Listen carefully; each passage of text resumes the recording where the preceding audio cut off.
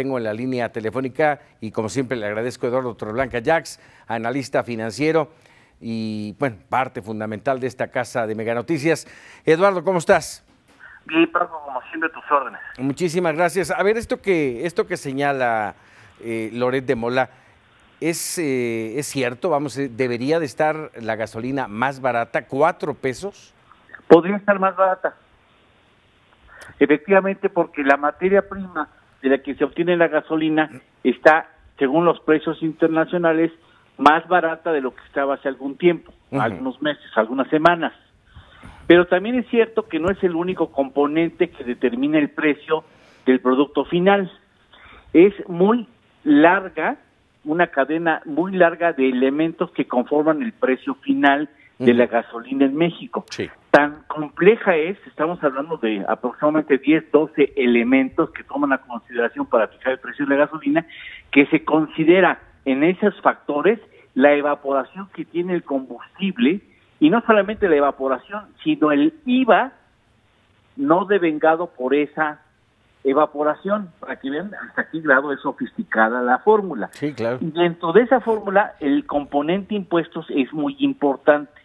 Quizá México tenga de las gasolinas más caras del mundo, no por el petróleo o por el proceso de refinación, o porque sea importada y se tenga que pagar en dólares, sino porque tiene una carga impositiva muy grande, muy alta. Sí. ¿Por qué tiene? Porque es muy fácil cobrar, Paco. Es muy fácil cobrar los impuestos, así no tienes que andar persiguiendo a nadie. Lo reciben los gasolineros y se lo tienen que traducir a Hacienda inmediatamente. Entonces, es más, ellos ya compran la gasolina antes de venderla al consumidor y están pagando los impuestos correspondientes. Dentro de los impuestos, el IEPS, el Impuesto Especial sobre Producción y Servicios, es un componente alto. Pero cuando la gasolina es de precio alto en niveles internacionales, porque el petróleo es caro, entonces lo que tiene que hacer el gobierno es ajustar el precio para evitar que, digamos, un incremento en el precio de la gasolina active el proceso inflacionario de nuestro país. Entonces, lo que se vino haciendo con Felipe Calderón y parte de la administración de Enrique Peña Nieto fue sacrificar la obtención del IEPS con tal de que el precio de la gasolina se mantuviera estable, porque es un precio líder dentro de la economía. Sube la gasolina y se dispara todo, hasta el jitomate. Pues, ¿no? Todo, claro. Todo, absolutamente todo. Entonces, para evitar las consecuencias de la inflación y derive después en necesidad de incrementos salariales, lo que hacen es sacrificar la captación del IEPS.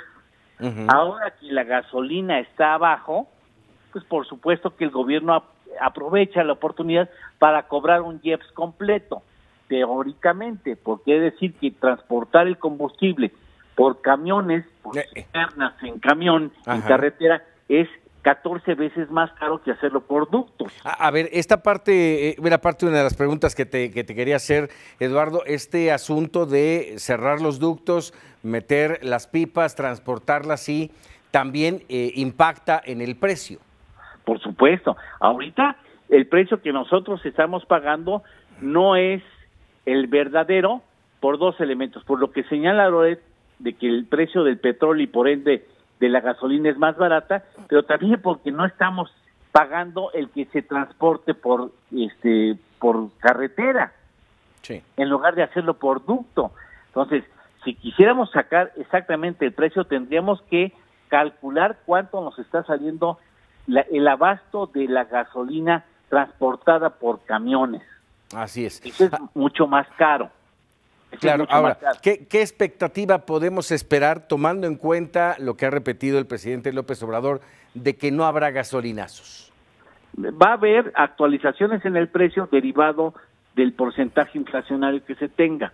Y esto implicará que el gobierno tendrá que en algunas ocasiones sacrificar la captación del IEPS, fundamentalmente del IEPS, dejando de ganar ese impuesto o parte de ese impuesto, aplicando este estímulo fiscal que dicen, no decirle subsidio, ese estímulo fiscal, sacrificándose el ingreso por el IEPS, con tal de que la gasolina se mantenga estable y no avive el proceso inflacionario. Ahorita lo que está haciendo el gobierno es captar recursos, porque sabe que los va a necesitar, y los va a necesitar sobre todo cuando el precio del petróleo y por ende el precio de la gasolina sea más alto y tengan que sacrificar parte del ingreso del IEPS. Así es. ¿De qué han servido, Eduardo, este tema de los estímulos fiscales? Pues mira, el propósito fundamental del estímulo fiscal es mantener un precio líder en la economía estable, para evitar que la inflación se desprenda, se eleve, y eso deteriore el nivel de capacidad de compra del salario en México, que no es precisamente el más alto o decente, digamos, digno, ¿no? Así es. Entonces estamos tratando de darle capacidad de compra a los salarios. Si tú aumentas el precio de la gasolina, mueves todos los precios. No, bueno, claro, se nos revierte el sentido de las cosas, ¿no? Eduardo, te agradezco como siempre enorme que nos regales unos minutos y nos des luz sobre algunos temas que parecieran sencillos, pero que tienen lo suyo. Es muy complejo. Muchas gracias a ti. Muchas gracias, Eduardo Torreblanca Jax, analista financiero y buen compañero de aquí de Mega Noticias.